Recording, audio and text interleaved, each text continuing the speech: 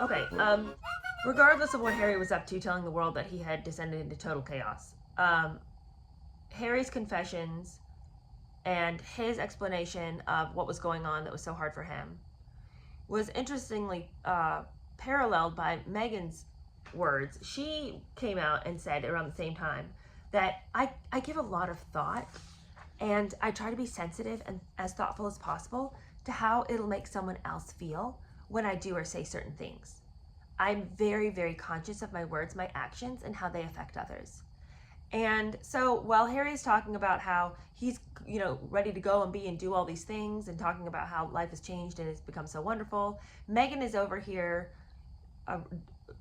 laying a foundation to the fact that she could only have ever helped him because she really cares about what her words do and how her actions affect others and how she's essentially just come right alongside him and helped him and given him the tools that he already possessed, but she was just here to help him realize all of his potential. And while she's saying that, this is making the palace and the people and the courtiers go like, wait a second, why don't you pump the brakes, okay? Because that's not our experience here.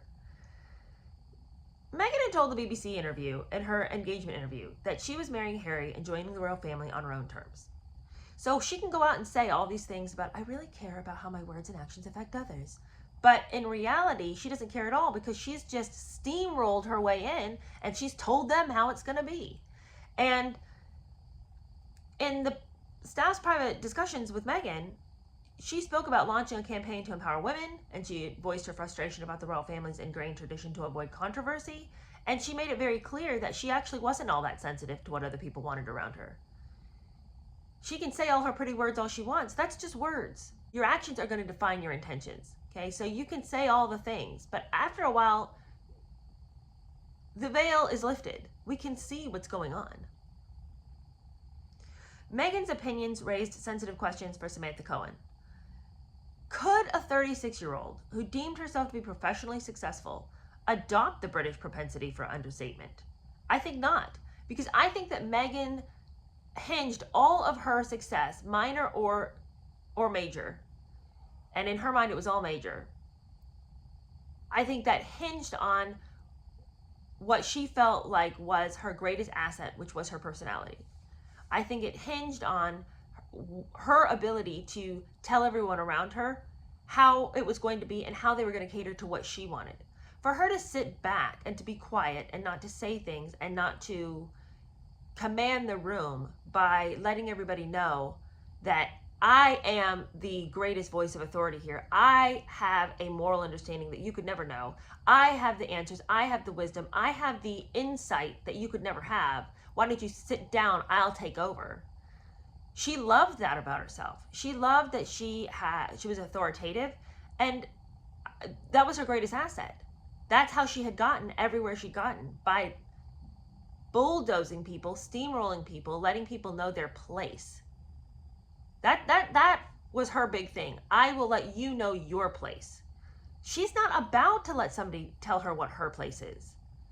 So everybody's unease is well felt because she's not going to give up the very thing in her personality that to her is the linchpin to her personality.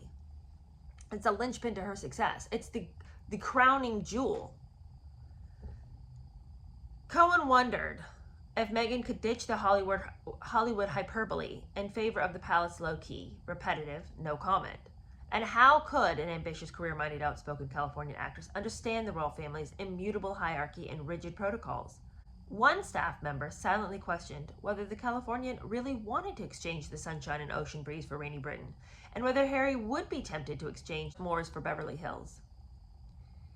No one was really sure what was going to happen, but it was clear that Meghan was unwilling to compromise in any capacity. When they would smile at her and, didn't exchange fire with fire, when she'd take her shots and they wouldn't shoot back, she just believed that what that meant was they were approving what she was doing. But their acquiescent smiles were not an agreement. It was just polite exasperation. It wasn't a sense that, yeah, that's a new idea. We hadn't thought about that Californian take on this. Wasn't anything like that. She read into every situation what she wanted to read. She did not want to dress or speak or even think like these people. She was not impressed by their aristocratic manner and mannerisms. She really didn't even think that much of their wealth. She didn't like them. And silently, Cohen staff judged Meghan's refusal to understand the non-negotiable requirements of royalty as irresponsible self-indulgence. In the run-up to Christmas 2017, both sides blamed a clash of cultures. Again, I think that that's just too easy an excuse. It's too easy an excuse to say, oh, we just don't understand each other because she's an American and we're British. I think there's too much overlap in our cultures, especially given the modern age where, everyone's online. We're all watching each other's entertainments. We're all aware, or we can be very aware of the cultural differences that exist. I'm not saying that culture isn't totally different in America versus what's going on in England. I'm not saying that because we all speak English, we have nothing will ever surprise either camp. But I think that that's just too easy an excuse to be like, oh, she's acting like this because she doesn't understand our culture. No, she's acting like this because she's a jerk.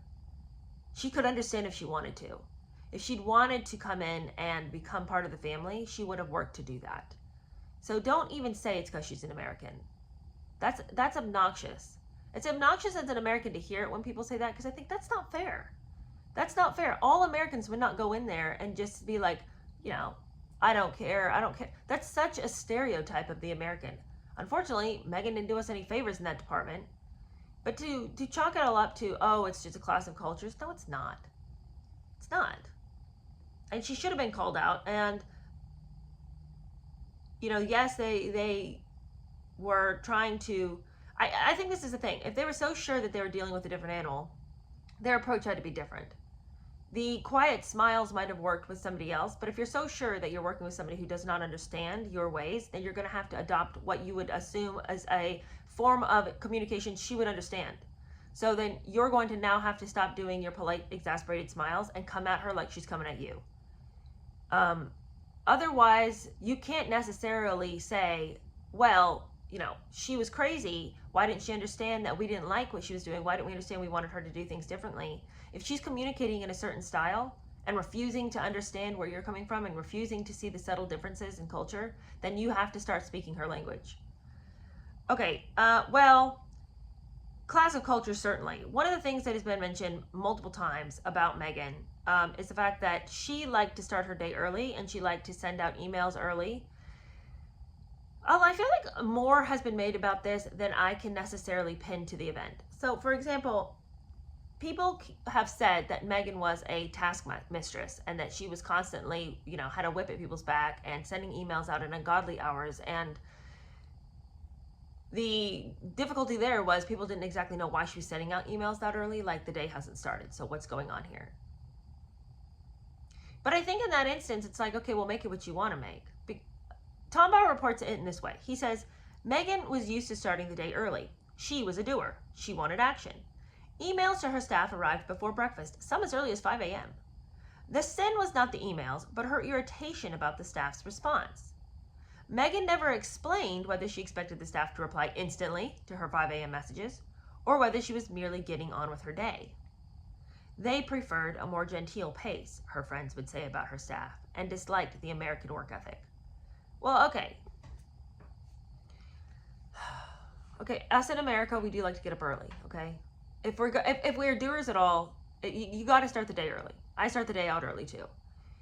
To me, 5 a.m. email, okay, that doesn't surprise me at all. But maybe that's what they're talking about, this clash of cultures.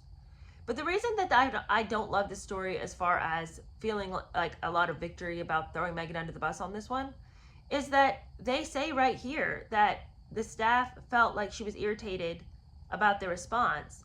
But then it goes on to say Meghan didn't explain if she wanted them to answer the messages when they got them or if she was just sending them out for when you get to it. So she didn't say either way. What was her irritation?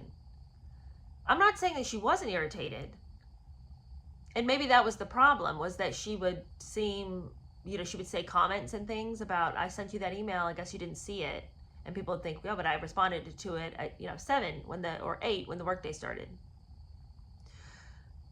So maybe it was just like a lot of little underhanded comments, little passive aggressive statements. I don't know. Maybe that's what they're talking about. But if she's not going to explicitly say, hey, when I send out an email at 5 a.m., you have to answer it, then choose what she does. Ignore it. If she's not going to give you a direct action that she expects to be done, then don't worry about it. Like, don't even be bothered about it. She wants to send that email out at 5 a.m., I'll get to it when the workday starts at 8. You know, don't even, if she's not going to tell you and be explicit in her demands, then don't assume that she is being difficult about it. Again, maybe she was, and I tend to believe she was because we know how she is. But what did she say that was difficult? I know Tom Bauer can't give every single quote that's ever been given to him, but I do wish, like, I want these things about Meghan to be very clear. I want it to be very clear when she was wrong. And this, to me, doesn't seem like it's that offensive that she sent an early email.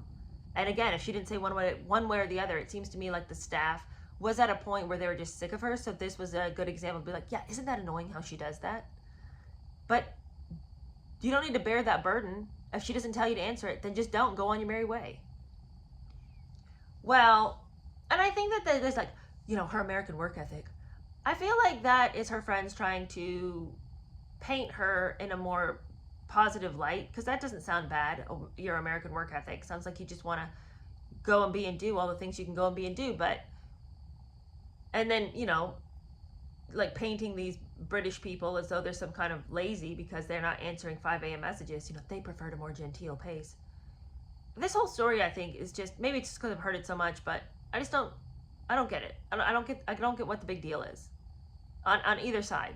Send out your emails. You'll get an answer when the day starts. If she doesn't say anything, move on. Who cares? But this, to me, I think this over here, this next story, I like a little better because I think that there's just a little bit more specificity. The criticism deliberately disguised a profound change in Meghan's behavior. This idea that Meghan had just this American work ethic and she was just trying to, you know, do all she could for the palace. Stories surfaced that Meghan's orders to Melissa Talbot, her personal assistant, to buy special red blankets for a Sandringham shooting party had ended in screams. Her personal assistant, complained Meghan, had failed to buy the right blankets. At that same time, it was said that Amy Pickrell, a chief aide, also felt that Meghan exerted an attitude of entitlement, which reduced her to tears. Meghan, she concluded, was unwilling to listen to advice. Meghan's always making people cry. Remember, Gina Nelthorpe-Cowan had never cried once in her entire stressful career, and Meghan reduced her to tears? And now we have this Amy Pickrell, a chief aide who wouldn't have been sheltered from difficult situations, also feeling really attacked. Somewhere in her journey between Toronto and Kensington Palace, Meghan's famed empathy had disappeared. Some would say she had absorbed the performances of Toronto's elite or that of a Hollywood mogul. And I think this is very interesting. A lot of people said that Meghan was absorbing Harry's attitude toward the staff. Harry's own short-term arrogance had been her model. But whatever the explanation, a Kensington Palace official had to ask Harry and Meghan to speak to their staff with more understanding. And her little quip was, "It's not my job to coddle people." Really, though? Nobody's asking you to coddle anyone by speaking to people as though they're humans. What happened to your humanitarian efforts, Meghan? Shouldn't you start at home? Wouldn't it be a good idea if you, instead of trotting all over the globe and pretending to be a nice person, were just nice to the people right next to you? Naturally, no one was aware of the previous complaint during the Reitman shoot or Adrian Sington's experience. Meghan had always been difficult when it came to people that she thought she could boss and bully. And Meghan gets an extreme amount of self-worth off the backs of people who she can get to do her bidding. She's the most sickening bully.